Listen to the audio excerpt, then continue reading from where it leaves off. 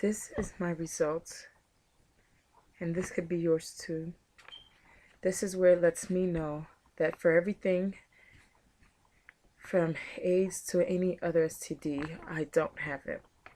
Where I got tested, the fact that I'm negative of everything, and that I did it of August 2012.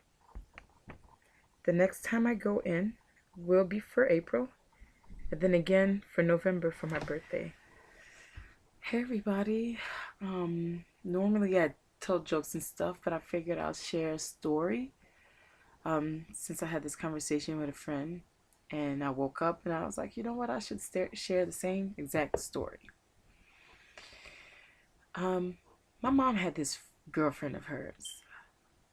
Beautiful, vibrant, young, energetic, billions of possibilities of things that she could have done with her life. She was married. She found a great, honest man. She wanted to have kids. He didn't want any kids. You know, he'll give her excuses on why they shouldn't, why they don't need to.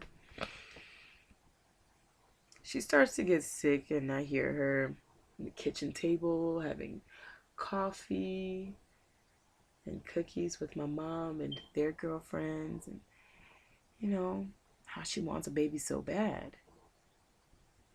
She goes to the doctor's office against her husband's wishes and decides to see what's the problem. And what happens? She's pregnant. She's happy. We're all happy. We're rooting for her. She always wanted to have a baby.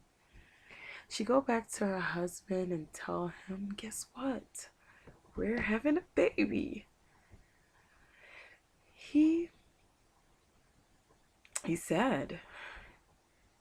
He's withdrawn from her. He's not thrilled about it, and she thinks, well, he'll snap out of it.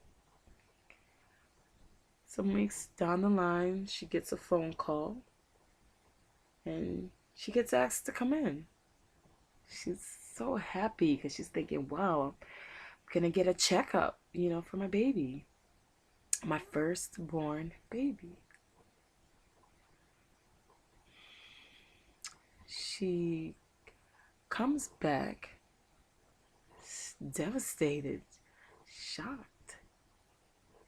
She sits down at that same very kitchen table, drinking the same coffee, eating same cookies, to tell my mother, like,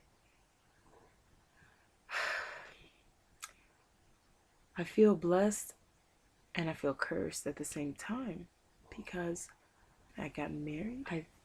I've always wanted a baby, and I'm now pregnant. And now the doctor tells me I have AIDS.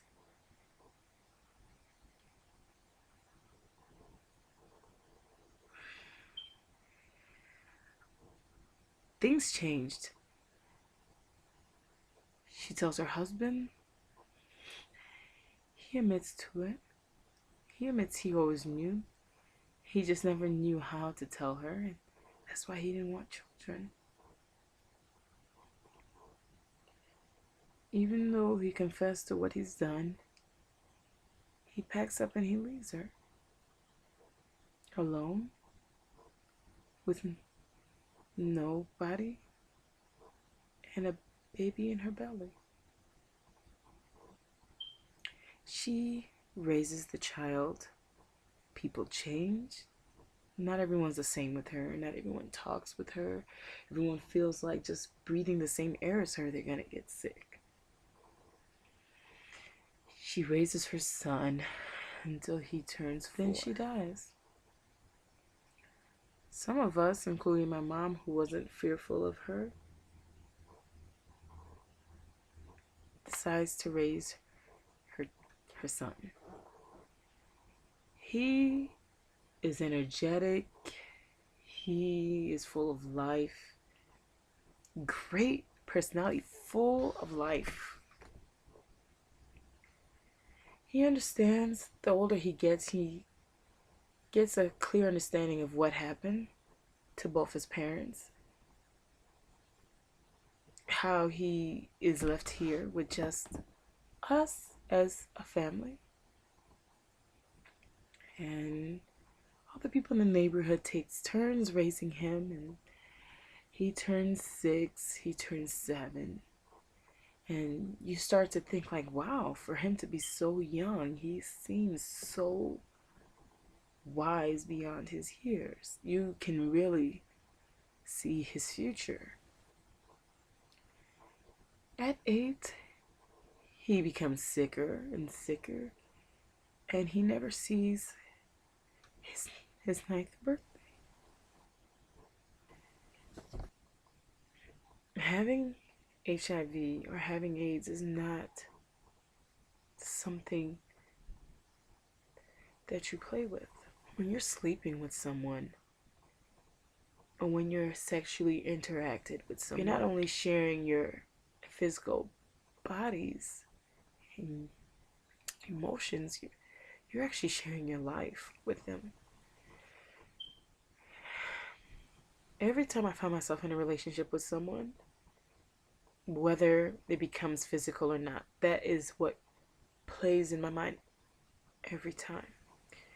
And I made a vow to myself to always get tested 2 or 3 times a year, regardless of whether I'm in a relationship or not. I feel sad that mine says this, and I wish that hers did too.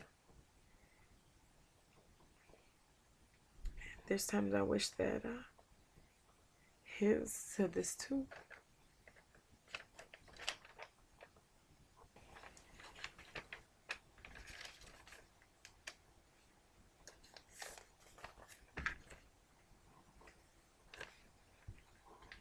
It's a decision you have to make when dealing with people.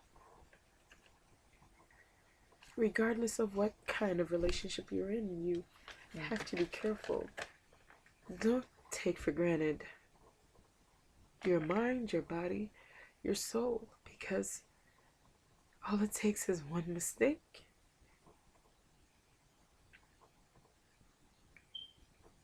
Just one.